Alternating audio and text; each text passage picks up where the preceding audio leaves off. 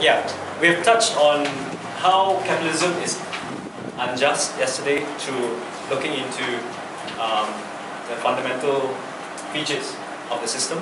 So today, as Wamsi, maybe for those who are here for the first time, just to introduce Wamsi, he's an associate professor at University of Hyderabad in India. He got his PhD from University of Massachusetts, Amherst. And again, I will stress how interesting his remarkable transformation from being an executive in Unilever and having an MBA to switch into Marxian economics and basically Marxist thought. So that itself, I think, it's interesting enough for us to listen to this man. So today we will look at how capitalism is unstable. He will explain certain things about how crises happen in capitalism, and then we can then move into the Malaysian political economy. Questions that you have about why do we still go for FDI in terms of the new economic model.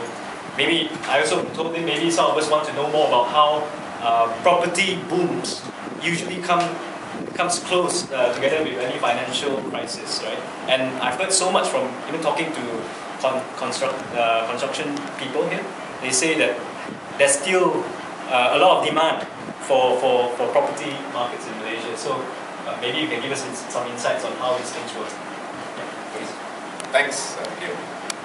So, to briefly summarize what we did, because there are some new people here.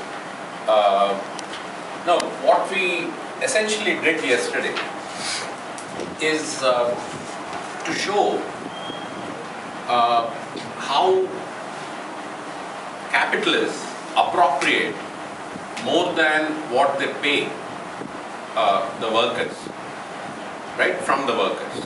They appropriate more from the workers than what they pay the workers, right? So, this creates what Marx called as surplus value in the capitalist system.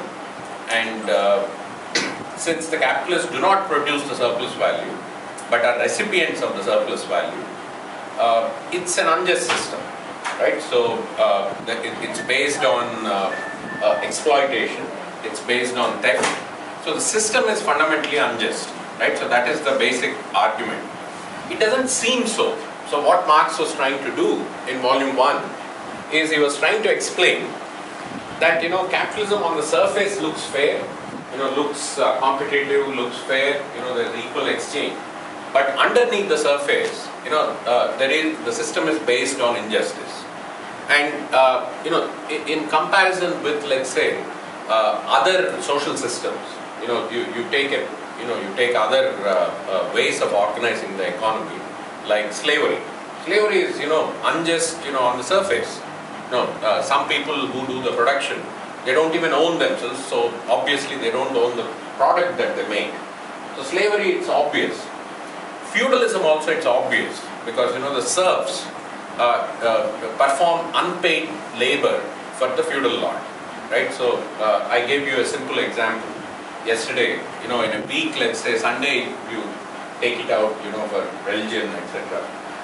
Remaining 6 days, the serf works on his or her own land for a couple of days or 3 days, and the remaining time he works for the capitalist, the feudal lord.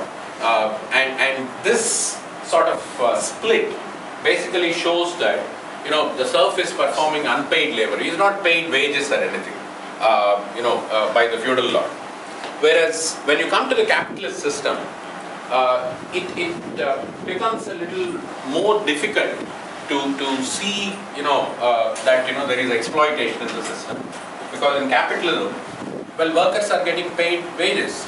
You do 10 hours of work, you are being paid wages for the 10 hours. So there's nothing, it's not exploitative in an obvious sense. What Marx helps us understand is that beneath the surface, workers are being paid the value of their labor power. That part is clear, that's the labor market transaction. But at the same time, what they perform in the workplace is they actually contribute labor. Labor and labor power are not the same. Value of labor power is created outside the workplace, whereas labor is performed in the workplace.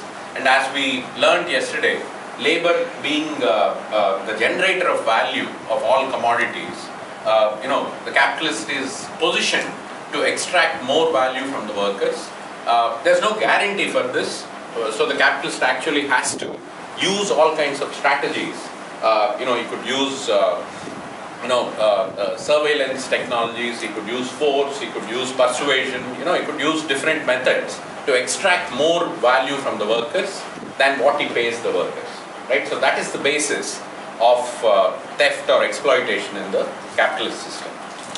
Now what we'll do is, well, okay, this is fine, and there are all those different ways of extracting surplus value.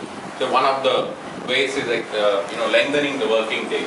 Another is to introduce technology, make things more efficient, reduce the value of necessary commodities or wage goods. So that's the other way of doing it.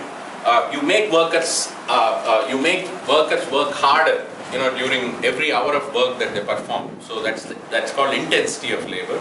You try to increase the intensity of labor. That's the third method. And the fourth method is what Marx discusses in volume 2 as the turnover time. If it takes 2 months to produce a commodity, suppose you reduce it to 1 month, then you can have more turnovers of capital. So if in a year, let's say there are 6 turnovers, you get let's say 100 million ringgit. Every turnover, so 100 multiplied by 6 is the profit that the capitalist makes. If you reduce the turnover to 1 month, then you have 12 turnovers of capital. So 12 multiplied by 100, so you could double the profits. So there is this constant drive in capitalism to make things more efficient, to cut down turnover time. If you broadly look at this circuit, M to C, money capital being converted to commodities, being converted to a new commodity through the process of production, and then finally, you convert that back to money. You try to cut down each of these parts. M to C, when the capitalist buys raw material and labor power and machines, you try to cut down the time that is involved in this process. You try to cut down the time that is involved in production. You try to cut down the time that is involved in the final sale, right? If the capitalist is not very effective, he may contract. For instance, you may see the emergence of big players like Walmart or Carrefour.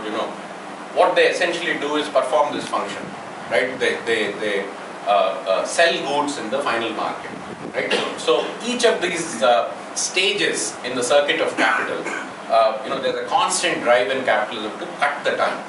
So Marx also characterizes this as annihilation of space through time. Constantly space is becoming smaller and smaller in capitalism, this is a process that is relentless. It happens all the time, and everything comes closer. We took many examples, whether it's transportation, whether it's communications, whether it's moving commodities into your household, watching a soccer game inside your house. Any number of examples you can take. Annihilation of space. That's a constant thing that is happening in capitalism. Through reduction of time, through the reduction of turnover time, right? So this would increase the surplus that's extracted. Okay, so that's where we stopped yesterday. Now a few questions. One is so once surplus is created, and the total surplus in the system is M prime minus M. This is the total surplus. Once the surplus is created, what is done with the surplus?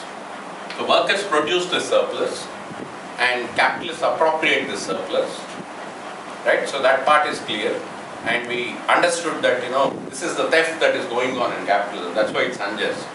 Now what is done with this surplus? Would the capitalists keep the entire surplus for themselves?